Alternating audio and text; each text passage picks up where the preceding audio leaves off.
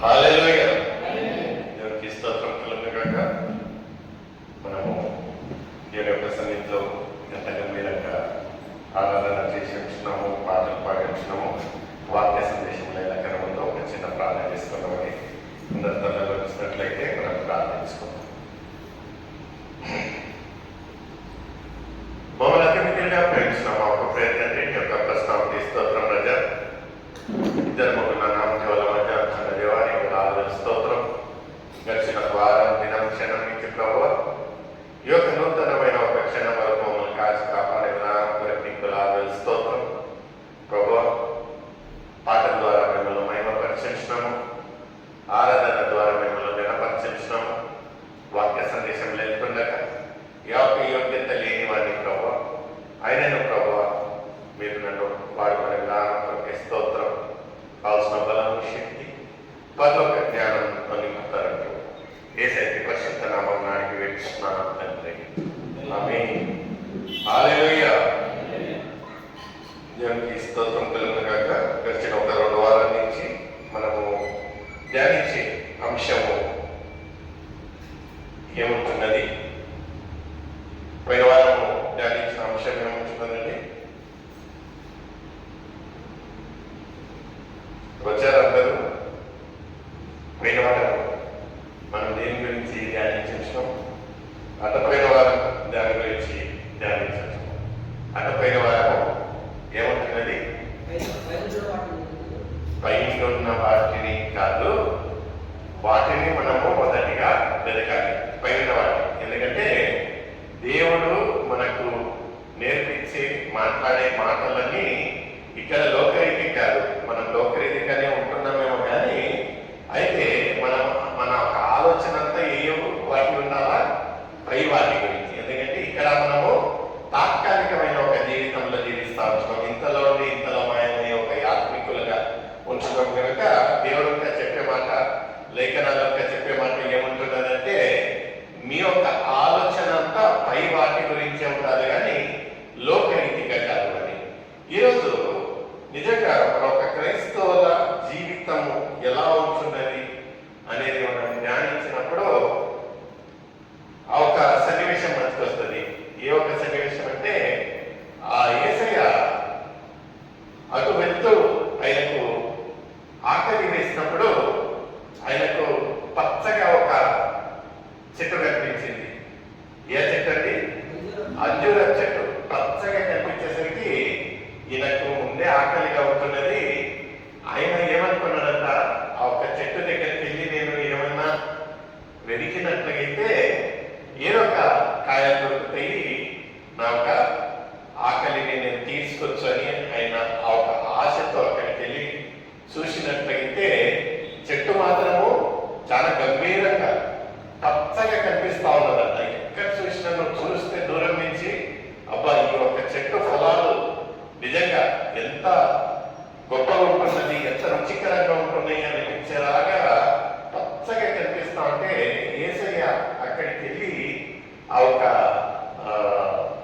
చెట్టులో చూసినట్లయితే ఆయనకు ఏ ఒక్క ఫలాలు దొరకలేదు. చెట్టు మాత్రం పచ్చగా ఉంది, చాలా చక్కగా ఉంది, చూసిన వారికి మాత్రము రమ్యంగా కనిపిస్తూ ఉంది. అయితే చెట్టు ఒక ఫలించే చెట్టు, ఒక గుణగణాలు ఏముండాలా, దాని ఉద్దేశం ఏముంటున్నదంటే అది ఫలాలు ఇయ్యనట్లుగైతే ఆ ఒక చెట్టు ఎంత ముద్దుగా ఉన్నదో ఉపయోగం లేదు. షో కేస్ చెట్టు అంటారు కానీ ఫలాలు ఇచ్చే చెట్లు అన్నారు కదా. మన ఒక ఆత్మీయ జీవితాలలో ఒక్కసారి దేవుడు మన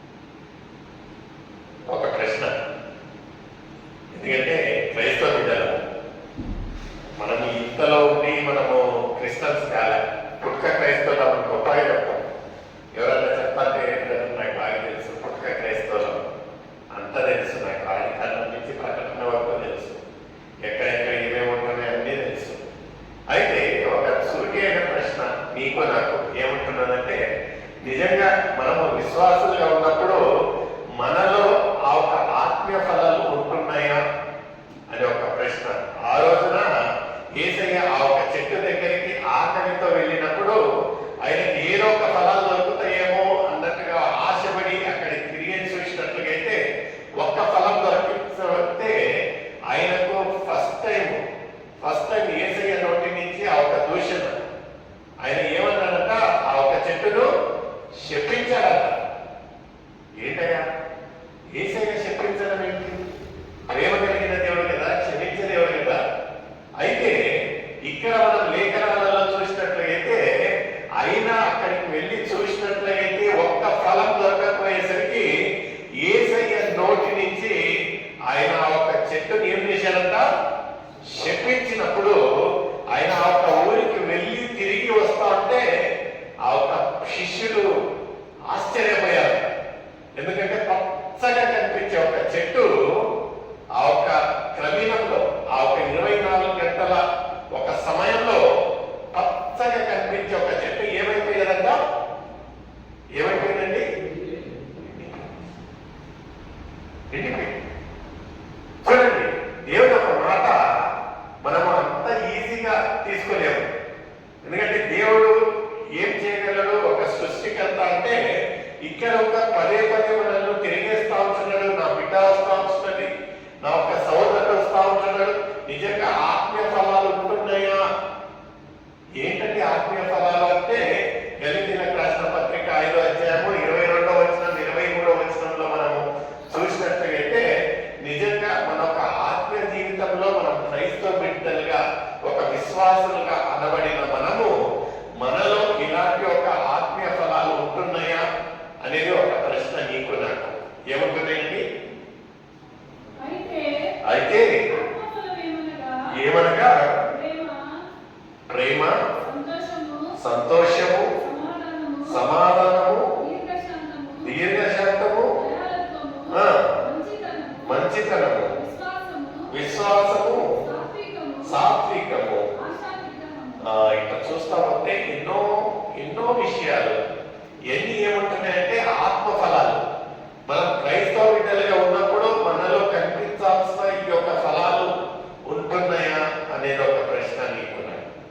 ఎందుకంటే మన యొక్క జీవితాలలో మనం క్రైస్తవ బిడ్డలుగా అన్నప్పుడు నిజంగా అలాంటి ఒక ఫలించే ఒక చెట్టులాగా మనం లేనట్టుగైతే ఆ ఒక లూకా రాసిన సువార్త 13వ అధ్యాయము 7వ వచనంలో ఏమంటున్నదండి? అందరికీ తెలిసిన ఒక విషయం. ఎంత గంభీరంగా మనము ఈ యొక్క విషయాన్ని తీసుకోవాల్సి వస్తుందంటే నిజంగా, ఎందుకంటే మనం జీవించే ఒక జీవితం ఎలా ఉంటున్నదంటే ఇంతలో మాయనే ఒక జీవితంలో ఉంటున్నది. దేవుడు ప్రతిసారి ప్రతి ఒక్క నూతన సంవత్సరము మన ఒక బర్త్డేలు చేసుకొని అవకాశం ఇస్తా ఉంటున్నాడు.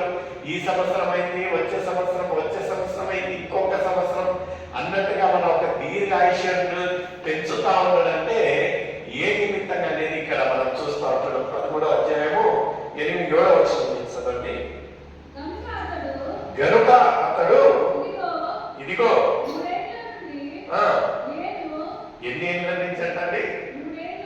3 ఏళ్ళ నుండి నేను ఈ అంజూరపు చెట్టును పండ్లు వెతుకుచున్నాను, కానీ ఏమీ దొరకలేదు. దీనిని నరికి వేయము, దీని వలన ఈ భూమి. ఇక్కడ చూడండి ప్రియమైన సోదరులారా, ఇది ఎంతకాలం అంతా 3 సంవత్సరాలు సతతంగా ఆ ఒక తోట యజమాని రావడము, ఆ ఒక చెట్టు రావడము, ఆ ఒక చెట్టు చూడడం. 3 సంవత్సరాల నుంచి ఆయన చూసినట్లయితే ఆయనకు గమనించి వచ్చిన ఏమంటున్నారంటే ఆ చెట్టులో ఏ ఒక్క ఫలాలు లేవంటారు.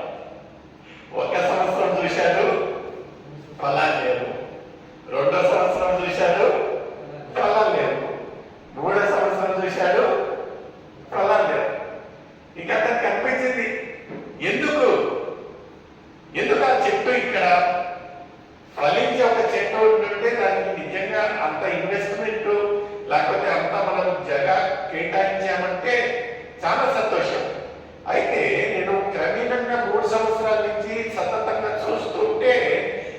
చెట్టు నుంచి ఒక్క ఫలాలు నేను చూడటం లేదు. అందుకని ఏం చెప్పాడంట, ఈ యొక్క తోటమాలిని పిలిచి, నేను 3 సంవత్సరాల నుంచి ఈ యొక్క చెట్టును చూస్తానే ఉంటున్నాను, ఈ యొక్క చెట్టు నుంచి ఏ యొక్క ఫలాలు లేవు. మనల్ని ఒకరినొకరు యేసయ్య పై నుంచి చూసి, ఈ కుమారుకు 46 సంవత్సరాలు, 46 సంవత్సరాల నుంచి నేను సతతంగా గమనిస్తా ఉంటున్నాను, చూస్తా ఉంటున్నాను, నిజంగా ఈయన చూడడానికి పచ్చగా ఉంటున్నాడేమో కానీ అయితే ఇతనిలో ఏ ఒక్క ఆత్మీయ ఫలాలు నాకు కనిపించటం లేదు. ఏం కనిపిస్తామో ఒక విశ్వాసిగా, ఒక క్రైస్తవ బిడ్డగా మనలో కనిపించాల్సిన ఒక ఫలాలు కనిపించకపోతే ఇక్కడ ఈ యొక్క తోట యజమాని ఏమంటా ఉంటున్నాడండి, అయితే దానికంటే ముందు చదవమ్మా, దీనిని ఏం చేయాలంట, నరికివేయము. చూడండి, మనం నిజంగా ధన్యులం ఎందుకు కనిపిస్తుందంటే దేవుడికి యేసయ్యకి ఇలాంటి ఒక ఆలోచన రాలేదు. చూడండి, this makes the beautiful difference between human and God. దేవునికి మనుష్యులకు ఉండాల్సిన ఒక్క వ్యత్యాసం, గొప్పతనము, విశేషత అనేది ఇక్కడ. ఎందుకంటే మానవులుగా, మనుషులుగా ఇతని ఓపిక ఎన్ని సంవత్సరాలు చూశారంటే 3 సంవత్సరాలు చూశాడు. ఆ తర్వాత వ్యర్థము, ఈ యొక్క చెట్టు పైన నా ఒక డబ్బు వ్యర్థము, ఈ చెట్టు పైన నా ఒక స్థలము వ్యర్థము, ఈ చెట్టుకు ఇంత వేచి ఉండడము వ్యర్థమని ఈ యొక్క తోట యజమాని ఈ యొక్క నిర్ణయానికి వచ్చారంటే దీనిని ఏం చేయమంటారు, నరికి వెయ్యము. అయితే ఒక్కసారి యేసయ్య దేవుడు మనల్ని విశ్వాసంగా దేవుడు బిడ్డలుగా మనల్ని చూస్తూ ఉంటున్నాడు. ప్రతి సంవత్సరం చూస్తూ ఉంటున్నాడు. 23లో చూసిన, 24లో చూసిన, 25లో కూడా చూస్తూ ఉంటున్నాను. ఇతరులు ఏమన్నా ఫలాలు కనిపిస్తూ ఉంటున్నాయా, ఏమన్నా ఆత్మీయ ఫలాలు కనిపిస్తూ ఉంటున్నాయా అని వెతికి తిరిగేసి చూసినట్లయితే దేవుడికి అనిపించు కదా, ఈ యొక్క తోట యజమాని చెప్పినట్టు దీనిని నరికి వెయ్యము. ఒక్కసారి ఆలోచన చేయండి. దేవుడు చేయడట, ఒక్కసారి ఆలోచన చేయండి. దేవుడు నిజంగా మన ఒక జీవితాల్లో ఆత్మీయంగా మనం ఫలించకపోతే నిజంగా ఈ యొక్క మనిషి జీవితము వ్యర్థము. ఎందుకు ఇలాంటి ఒక జీవితము, ఇతన్ని నేను నరికి వేస్తా. ఆ రోజున నోవా కాలంలో దేవుడు ఏం చేశాడంట, ఈ యొక్క భూమిని తొలిచి వేస్తే చాలా బాధపడ్డాడంట. అయ్యో, ఎంత ప్రేమతో నేను చేసిన ఈ యొక్క సృష్టిని నాకే నేను తొలిచి వేసే పని వచ్చింటున్నదని ఒక నిబంధన ఏమైతున్నది, అయినా ఒక నిబంధన ఇంకేంటో ఏమంటున్నాడు, కోవలెంట్. ఏంటంటే ఇంత ముందు ఎప్పటికీ నేను ఈ యొక్క మానవాళిని నాశనము చేయను. అందుకని ఈ రోజు వరకు, ఇప్పటి వరకు మనం ఏం చేసినను, ఫలించకపోయినను ఆ ఒక తోటమాలి నోటి నుంచి వచ్చిన మాట, ఆ ఒక తోట యజమాని నుంచి నోటి నుంచి వచ్చిన మాట యేసయ్య నోటి నుంచి రాకుండా ఇంకొక సంవత్సరం, 25 కాదు 26 వరకు చూస్తాం. ఇంకొక సంవత్సరం చూస్తాం, నా ఒక బిడ్డ మారుతుందా, ఇంకొక సంవత్సరం చూస్తాం, మా ఒక బిడ్డ ఫలిస్తుందా.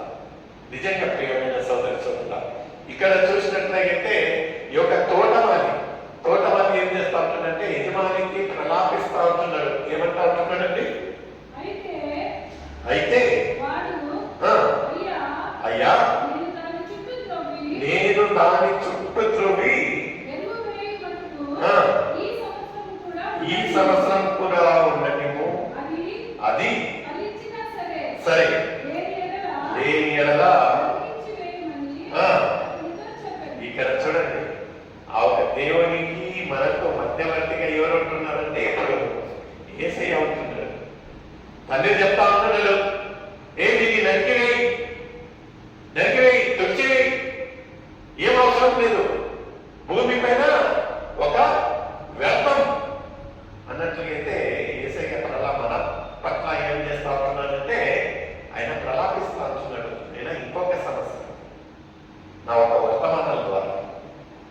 నేను ఆ ఒక సిలువలో వేలాడి ఆ ఒక రక్తాన్ని కార్చిందంతా నేను ఆయనకు చెప్తాను. ఆయన తెలుసుకుంటాడు. ఈ యొక్క సంవత్సరం, ఈ యొక్క గడియ ఈ ఈ లేనట్టుగా అయితే నాకై నేను ఈ యొక్క వ్యక్తిని నీకు అప్పగిస్తానన్నట్లయితే నిజంగా ప్రియమైన సోదరు, నిజంగా దేవుడు ఎందుకు మన పట్ల ఇంత ప్రేమిస్తూ ఉంటున్నాడు, ఎందుకు ఇంత ఎక్స్పెక్టేషన్స్ పెట్టుకుంటా ఉంటున్నాడు తెలియదు. అయితే మనం ఎలా ఉంటున్నాం అంటే మొద్దుబారిపోయించున్నాం. ఇలాంటి మాట వాడకూడదు, క్షమించాలి. అయితే ఎలా ఉంటున్నది మన ఒక జీవితాలంటే ఈ రోజు ఏసయ్య లేకపోతే దేవుడు వచ్చి మన ఒక ఆత్మీయ జీవితాలను తిరిగేసి చూసినట్లయితే నిజంగా మనం ఫలిస్తా ఉంటున్నాము. ఎందుకంటే ఇక్కడ ఖచ్చితంగా అంటా ఉంటున్నాడు, ఇంకా లేదు వ్యర్థము, 3 సంవత్సరాల నుంచి చూశాను, ఇంకా ఈ చెట్టును నరికివేయి. దేవుడు ఎక్కడన్నా చెప్పాడంట? లేదు. కృప కలిగిన దేవుడు, ప్రేమ కలిగిన దేవుడు. నాకు బిడ్డ మళ్ళీ శుద్ధుడు, మళ్ళీ ఫలించే ఒక చెట్టును మారుతాడు. నిజంగా ఆత్మీయ ఫలాలు ఉంటాయంటే మనము అంత లోకరీతిగానే ఉంటున్నాం ఫలించటంలో. నిజంగా ఈ యొక్క గలితీయుల రాసిన పత్రికలు మనం చూసినట్లయితే ఎంత గొప్ప ఫలాలు, ఆత్మీయ ఫలాలను చెప్తా ఉంటున్నాడు.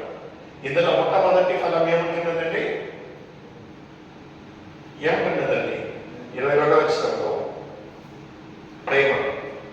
ప్రేమ గురించి. నిజంగా ప్రేమ గురించి మనం చూసినట్లయితే దేవుడు మనల్ని ఎంతగానో ప్రేమించాడంటే ఈ యొక్క లోకాన్ని గొప్ప మాట ఏమంటున్నదంటే యోహాను రాసిన సువార్త 3:16 కదా.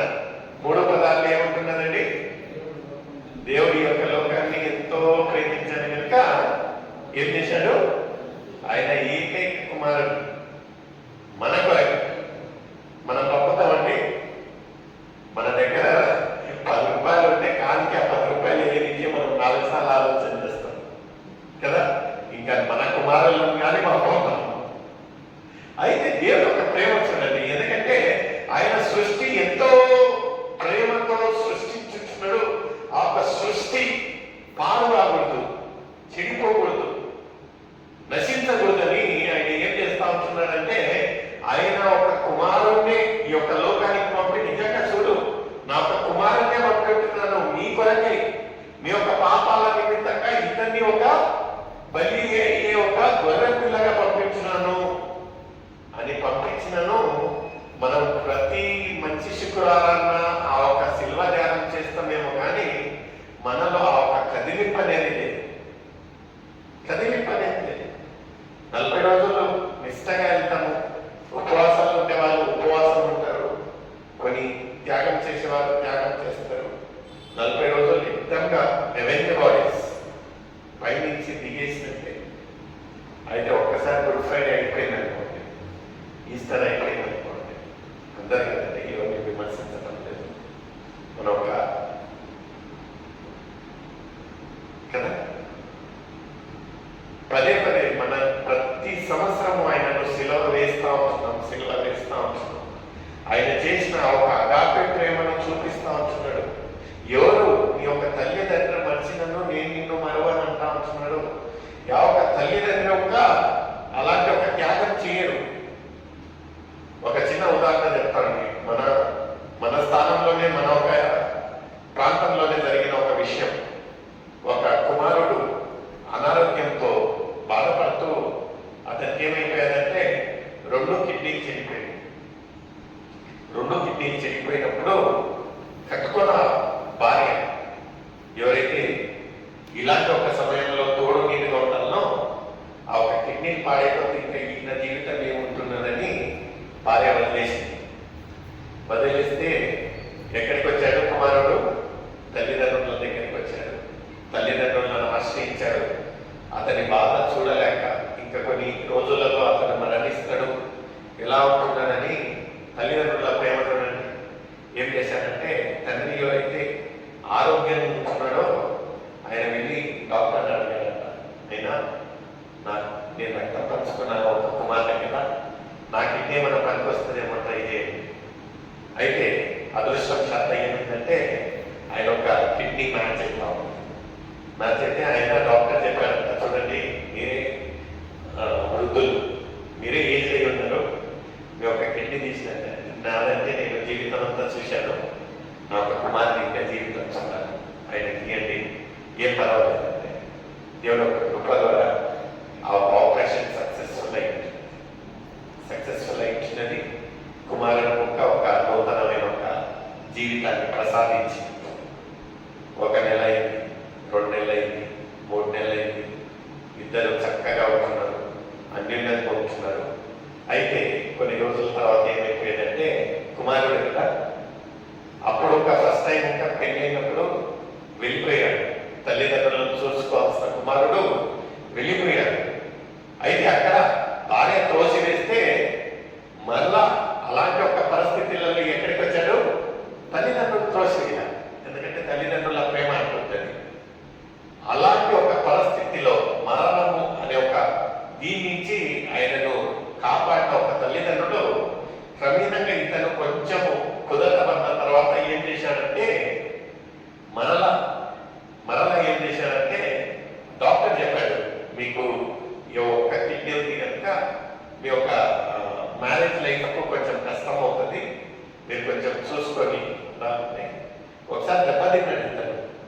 ఆయనను ఏం చేశారంటే వాళ్ళ తల్లిదండ్రులను డాక్టర్లను పక్కన పెట్టేసి ఇతని యొక్క లోకరీతిగా వెళ్ళి మరొకసారి పెళ్లి చేసుకోవడం జరిగింది. తల్లిదండ్రులు వ్యతిరేకించారు. చూడయ్యా, నువ్వు అనుభవించావు, నువ్వు రుచి చూశావు, ఎలాంటి పరిస్థితులలో నా దగ్గరికి వచ్చి ఉంటున్నావు, ఎవరు ఆదుకోకపోయినాను మేము ఆదుకొని నేను ఒక చక్కగా ఒక రూపించాము, ఇప్పుడైనా నువ్వు తెలుసుకుంటే నో, నాకు ఇంకా ఎంతో ఉంది జీవితం, మీరు ఎన్ని రోజులు